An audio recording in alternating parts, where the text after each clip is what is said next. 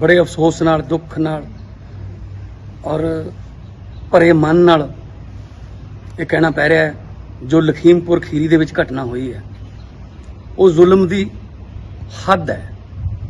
मतलब कीड़े मकोड़े समझते ने सत्ता दे नशे च आके जिहड़े सत्ताधारी लोग ने ये आम लोगों नूं कीड़े मकोड़े समझण लग गए।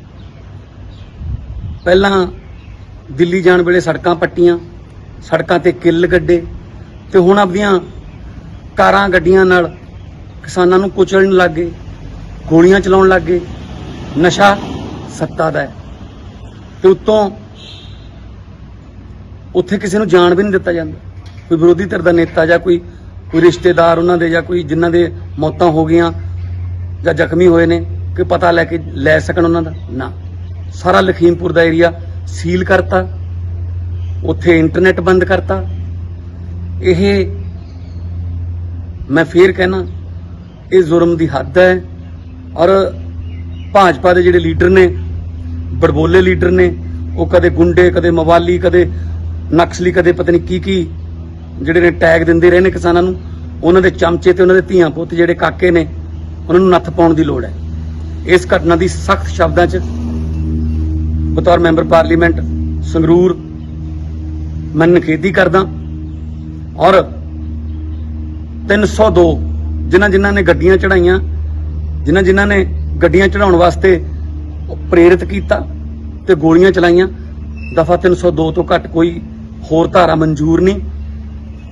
और देखो देश का गृह राज्य मंत्री है उन्होंने बेटे ने जिन्हों के अंडर पुलिस है, इस तो बड़ी गुंडागर्दी हो सकती है। सो यह अन्नदातियों के उत्ते जिहड़ा जुल्म होया उसकी सख्त शब्दों च निखेधी करते हैं। 700 के करीब तो जाना पहले ही जा चुकियां ने ते हुण ये आपदियां कारां गड्डियां राहीं कुचलण लग गए, गोलियां चलाउण लग गए। इस तो माड़ा कुछ नहीं हो सकता।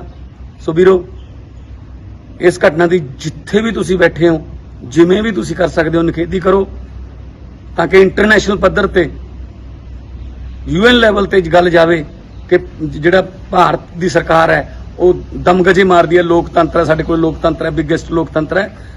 इत्थे कोई लोकतंत्र नहीं, इत्थे डंडा तंत्र है, इत्थे गोली तंत्र है। सो ये गल जानी चाहिए इंटरनेशनल लैवल ते कि भारत दे विच किवें जुल्म हो रहे ने, किवें बच्चे बुढ़े बजुर्ग साडे नौजवान किवें उत्थे सड़कां ते रुल रहे ने पिछले 1 साल तो लगभग। कोई इन्हां नूं फर्क नहीं पैंदा। मन की बात करते हैं, सिर्फ आपदे मन की बात करते हैं, लोगों के मन की बात सुनते नहीं है। तो इस लखीमपुर खीरी वाली घटना की जोरदार शब्दों च निखेधी करते हैं ते दफा 302 तो घट कोई दफा मंजूर नहीं, यदी मंग करते हैं। कोई मंत्री होवे चाहे संतरी होवे, कानून तो उपर कोई नहीं हुंदा। जिहड़ी जांच जां कोई सिट बिठा दो, उन्हां चक्करां च तां पहलां बहुत सारियां सिट्टां बैठियां ने, उन्हां दा कोई नतीजा निकलिया नहीं। सो इस करके एक पासे तां अन्नदाता जिहड़ा वो अपने झोना बेचण नूं तरस रहा है ते दूजे पासे इदां उन्हां नूं गोलियां नाल ते गड्डियां नाल मारिया कुचलिया जा रहा है। सो इस तो बड़ा मेरे ख्याल च कोई जुल्म नहीं हो सकता। शब्दां दी घाट है इस घटना की निखेधी करना। सत श्री अकाल दोस्तों, मैं तुहाडा अपना भगवंत मान। दोस्तों बड़े अफसोस नाल दुख नाल और भरे मन नाल ये कहना पै रहा है जो लखीमपुर खीरी दे विच घटना हुई है वो जुल्म दी हद है। मतलब कीड़े मकोड़े समझते ने सत्ता दे नशे च आके जिहड़े सत्ताधारी लोग ने ये आम लोगों नूं कीड़े मकोड़े समझण लग गए। पहलां दिल्ली जाण वेले सड़कां पट्टियां, सड़कां ते किल गड्ढे ते हुण आपदियां कारां गड्डियां नाल किसानां नूं कुचलण लग गए, गोलियां चलाउण लग गए। नशा सत्ता दा है ते उत्तों उत्थे किसी नूं जाण भी नहीं दित्ता जांदा। कोई विरोधी धिर दा नेता जां कोई रिश्तेदार उन्हां दे जां कोई जिन्हां दे मौतां हो गईयां जां जख्मी होए ने कि पता लैके लै सकण उन्हां दा ना। सारा लखीमपुर दा एरिया सील करता, उत्थे इंटरनेट बंद करता। यह मैं फिर कहना ये जुर्म की हद है। और भाजपा के जिहड़े लीडर ने बड़बोले लीडर ने वो कदे गुंडे कदे मवाली कदे नक्सली कदे पता नहीं की जिहड़े ने टैग दिंदे रहे ने किसानां नूं। उन्हां दे चमचे ते उन्हां दे धीआं पुत्त जिहड़े काके ने उन्हां नूं नत्थ पाउण दी लोड़ है। इस घटना की सख्त शब्दों च बतौर मैंबर पार्लीमेंट संगरूर मैं निखेधी करदा और 302 जिन्हां ने गड्डियां चढ़ाइयां, जिन्हां ने गड्डियां चढ़ाउण वास्ते प्रेरित किया ते गोलियां चलाइयां, दफा 302 तो घट कोई होर धारा मंजूर नहीं।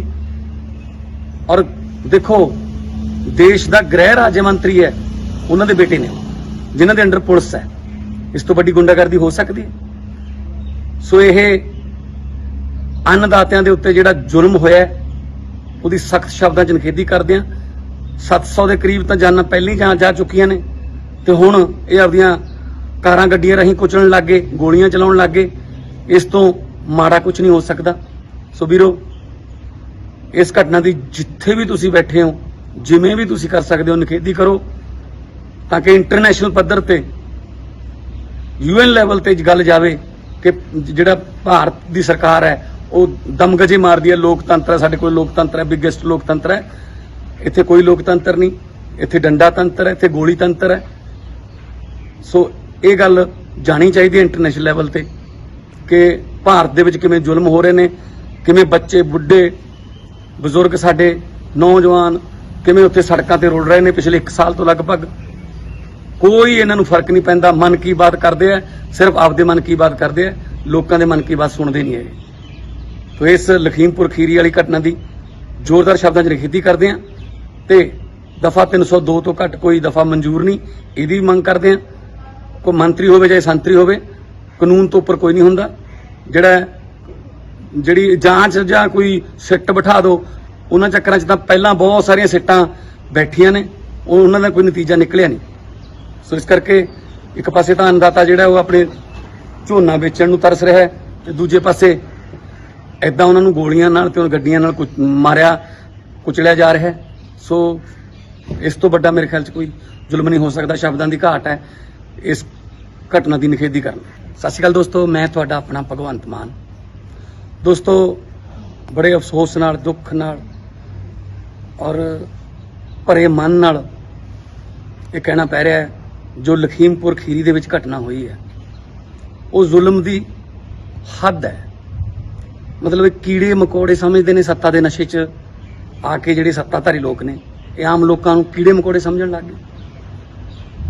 पहलां दिल्ली जाण वेले सड़कां पट्टियां, सड़कां ते किल गड्ढे ते हुण आपदियां कारां गड्डियां नाल किसानां नूं कुचलण लग गए, गोलियां चलाउण लग गए। नशा सत्ता दा है ते उत्तों उत्थे किसी नूं जाण भी नहीं दित्ता जांदा। कोई विरोधी धिर दा नेता जां कोई रिश्तेदार उन्हां दे जां कोई जिन्हां दे मौतां हो गईयां जां जख्मी होए ने कि पता लैके लै सकण उन्हां दा ना। सारा लखीमपुर दा एरिया सील करता, उत्थे इंटरनेट बंद करता। यह मैं फिर कहना ये जुर्म की हद है। और भाजपा के जिहड़े लीडर ने, बड़बोले लीडर ने, वो कदे गुंडे, कदे मवाली, कदे नक्सली, कदे पता नहीं की जिहड़े ने टैग दिंदे रहे ने किसानां नूं, उन्हां दे चमचे ते उन्हां दे धीआं पुत्त जिहड़े काके ने उन्हां नूं नत्थ पाउण दी लोड़ है। इस घटना की सख्त शब्दां च बतौर मैंबर पार्लीमेंट संगरूर मैं निखेधी करदा और 302 जिन्हां ने गड्डियां चढ़ाइयां, जिन्हां ने गड्डियां चढ़ाउण वास्ते प्रेरित किया ते गोलियां चलाइयां, दफा 302 तो घट कोई होर धारा मंजूर नहीं। और देखो देश का गृह राज्य मंत्री है, उन्होंने बेटे ने जिन्हां दे अंडर पुलिस है, इस तो बड़ी गुंडागर्दी हो सकती है? सो यह अन्नदातियां दे उत्ते जिहड़ा जुल्म होया उसदी सख्त शब्दां च निखेधी करदे हां। 700 के करीब तो जानां पहले ही जा चुकियां ने ते हुण ये आपदियां कारां गड्डियां राहीं कुचलण लग गए, गोलियां चलाउण लग गए। इस तो माड़ा कुछ नहीं हो सकता। सो वीरो, इस घटना की जिथे भी तुसीं बैठे हो, जिवें भी तुसीं कर सकते हो, निखेधी करो ताकि इंटरनेशनल पद्धर ते UN लैवल ते गल जावे कि जिहड़ा भारत की सरकार है वो दमगजे मारदी है। लोकतंत्र है, साडे कोल लोकतंत्र है, बिगेस्ट लोकतंत्र है।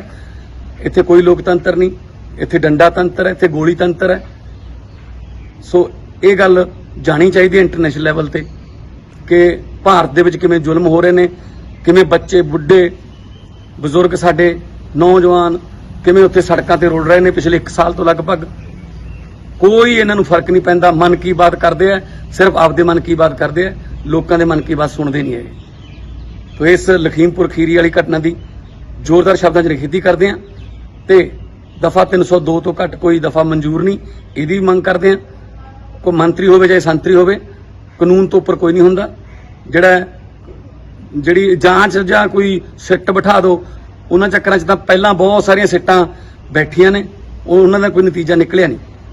ਸੋ ਇਸ ਕਰਕੇ ਇੱਕ ਪਾਸੇ ਤਾਂ ਅੰਨਦਾਤਾ ਜਿਹੜਾ ਉਹ ਆਪਣੇ ਝੋਨਾ ਵੇਚਣ ਨੂੰ ਤਰਸ ਰਿਹਾ ਹੈ ਤੇ ਦੂਜੇ ਪਾਸੇ ਐਦਾਂ ਉਹਨਾਂ ਨੂੰ ਗੋਲੀਆਂ ਨਾਲ ਤੇ ਗੱਡੀਆਂ ਨਾਲ ਮਾਰਿਆ ਕੁਚਲਿਆ ਜਾ ਰਿਹਾ ਹੈ। ਸੋ ਇਸ ਤੋਂ ਵੱਡਾ ਮੇਰੇ ਖਿਆਲ 'ਚ ਕੋਈ ਜ਼ੁਲਮ ਨਹੀਂ ਹੋ ਸਕਦਾ। ਸ਼ਬਦਾਂ ਦੀ ਘਾਟ ਹੈ ਇਸ ਘਟਨਾ ਦੀ ਨਿਖੇਧੀ ਕਰਨ।